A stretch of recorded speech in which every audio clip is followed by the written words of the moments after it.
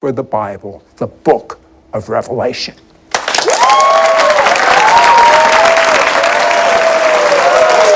Well, the studio audience is so excited because we have Perry Stone here, and I feel like I know Perry because I watch him on television so much, and I bump into him when we both have tours to Israel.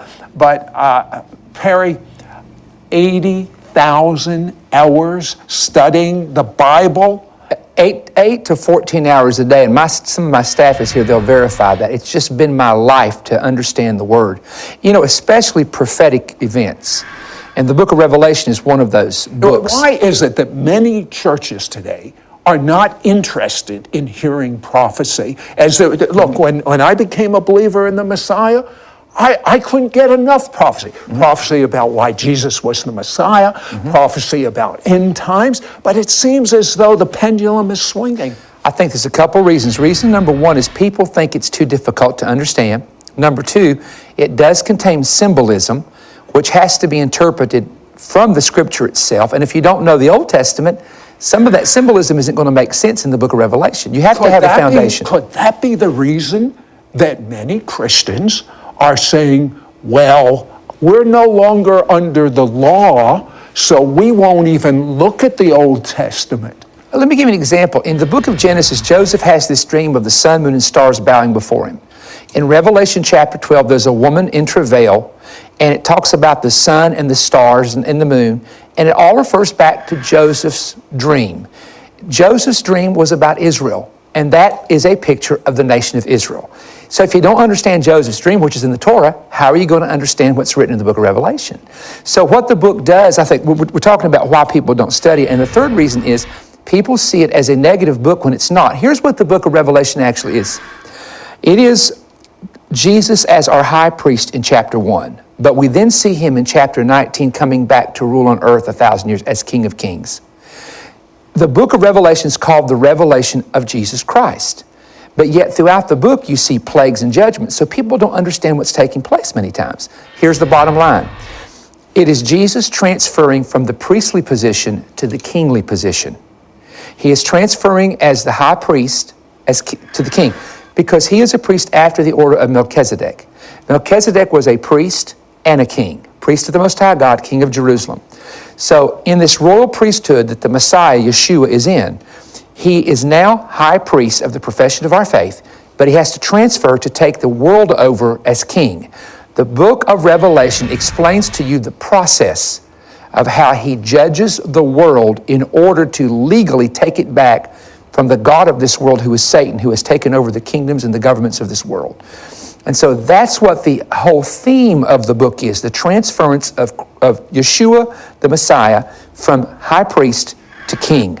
And in the process of doing that, what is interesting is in the book, there's a 7-sealed book. In the Roman time, Caesar Augustus' will was sealed with 7 seals. In the Roman time, a wealthy person's will was sealed with 7 seals. But what those seals were... You know what?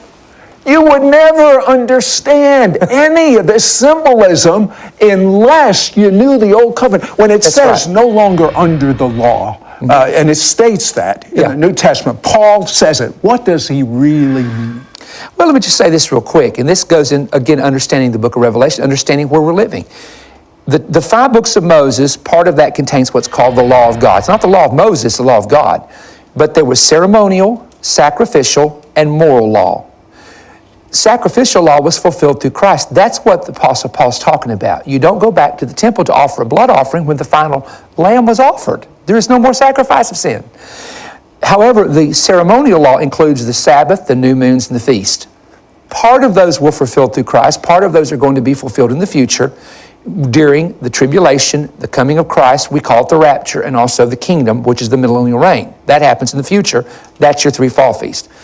The moral law of God has never changed because the moral law of God is the character of God. So in other words, when you see God says don't lie, don't steal, don't kill, don't commit adultery, that's all found in what we call the New Covenant teaching. And so in other words, people have, I grew up in a full gospel church and everybody kind of dumped it all together and said Christ has done away with the law. The problem you have with even implying it the way it's understood in the West or interpreted in the West, is then you have to do away with those prophecies that are there that haven't even come to pass yet. How could it be done away with when certain things have not yet happened?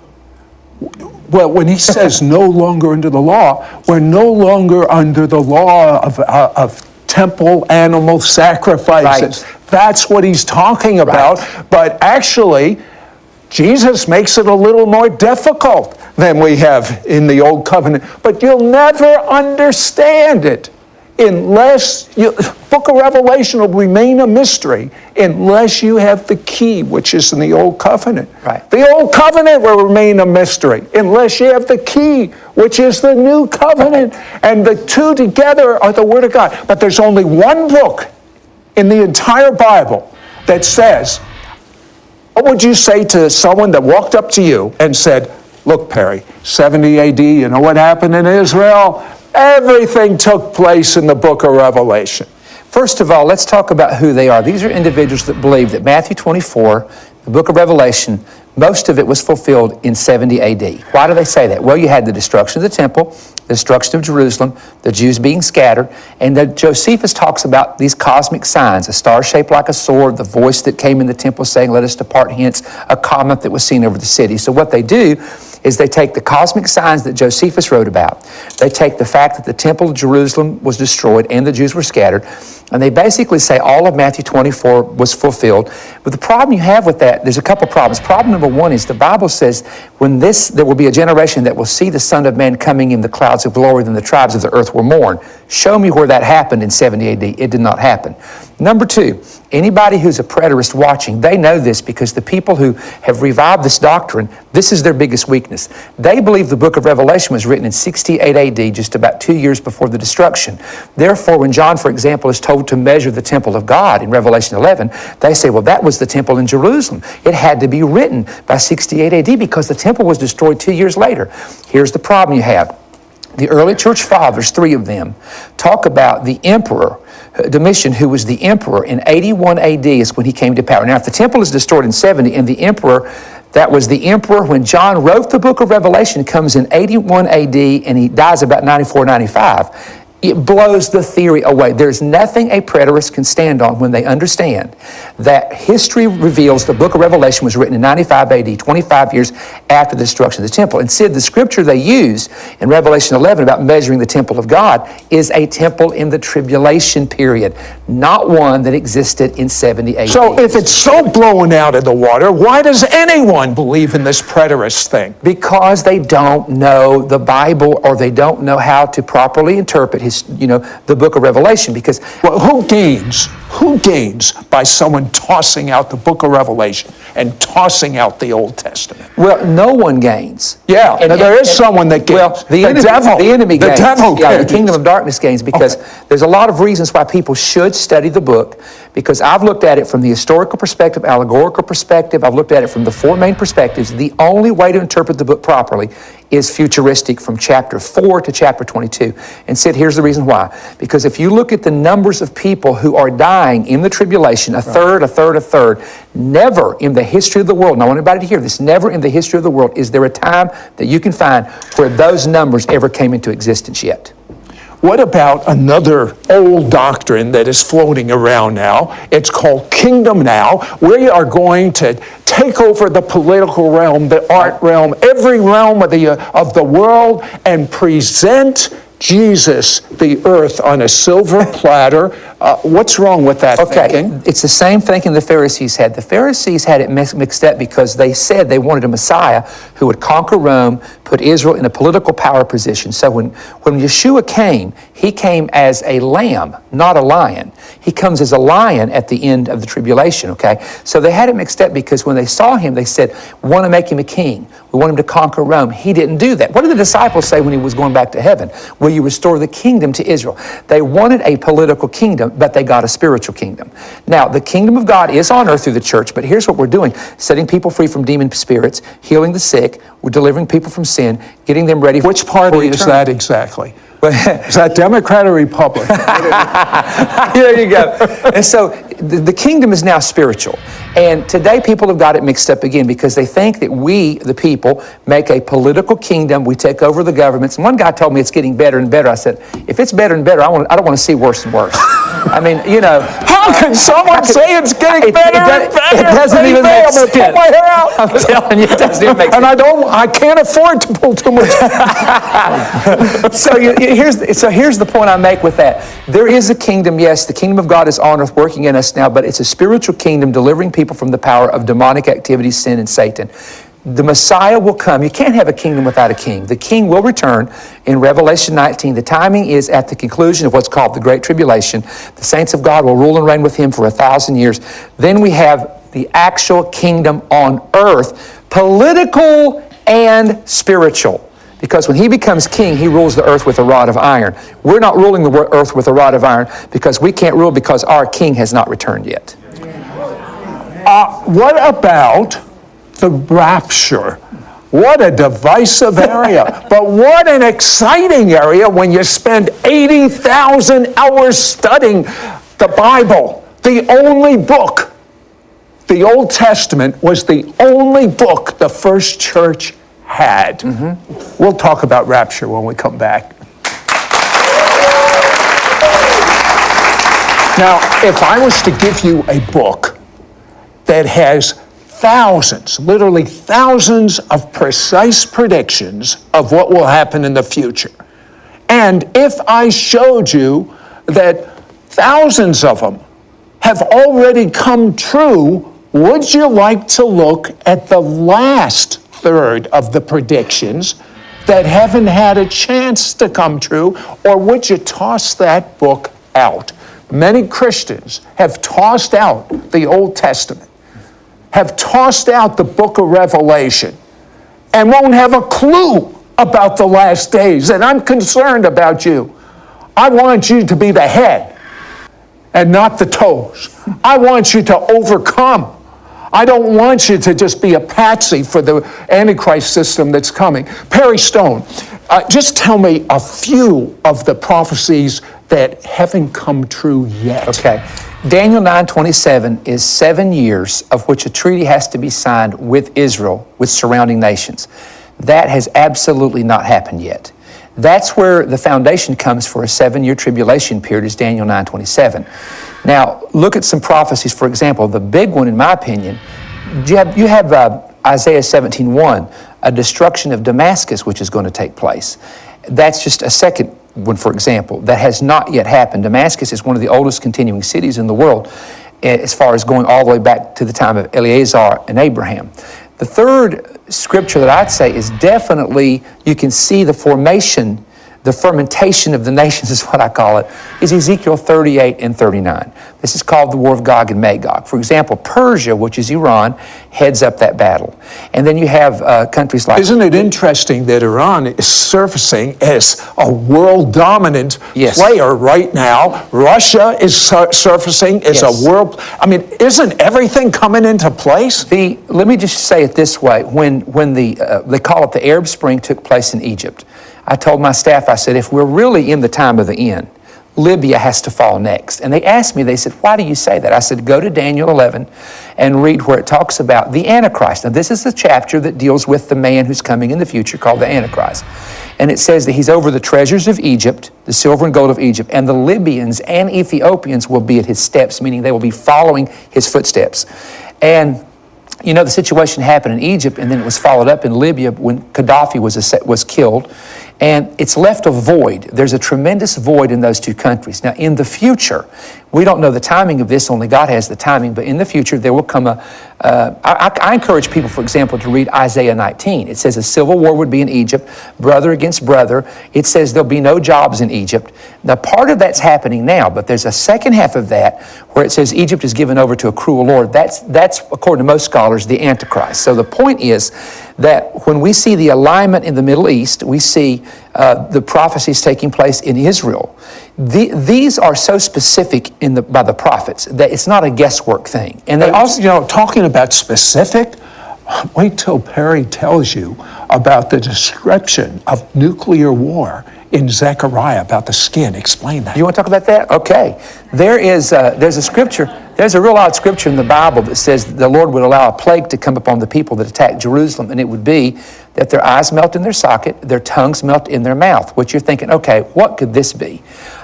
Without going into details, I know this for a fact. There is a bomb. It has been invented.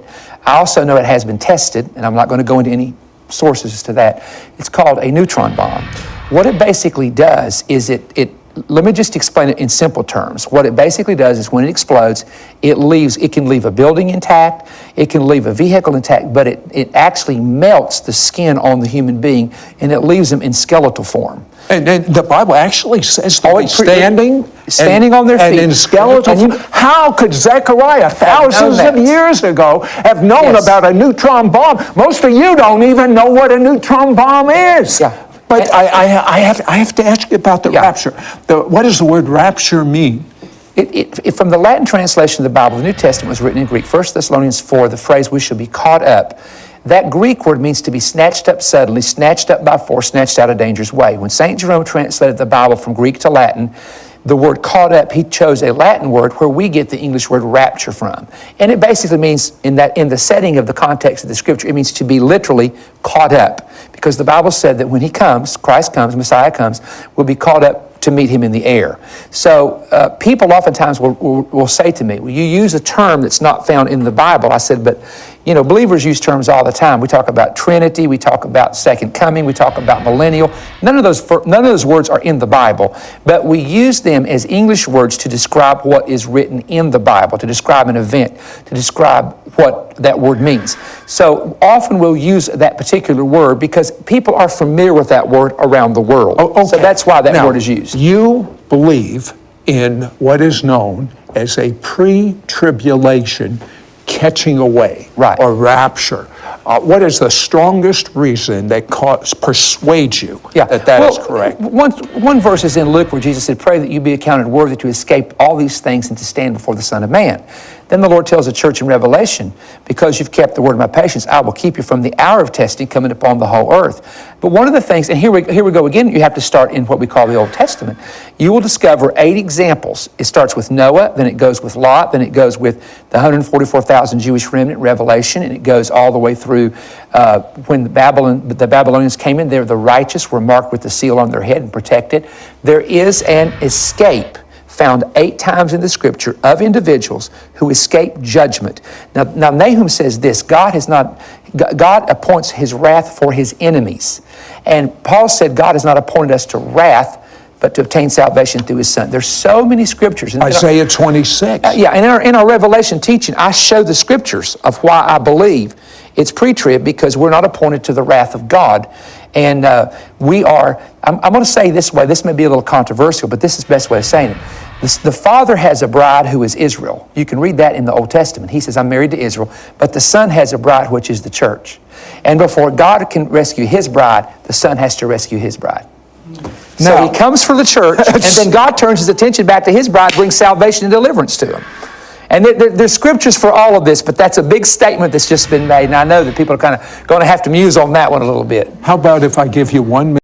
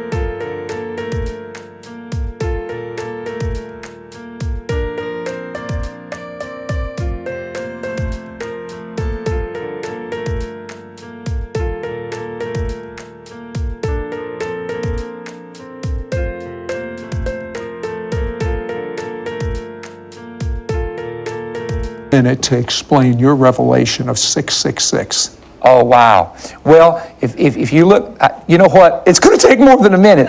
But I will say this, honestly, and I'm going to make this short in one statement. It can be linked to the Islamic religion. Well, I'll tell you what. That's the short version. Okay, I'm going to tell you something.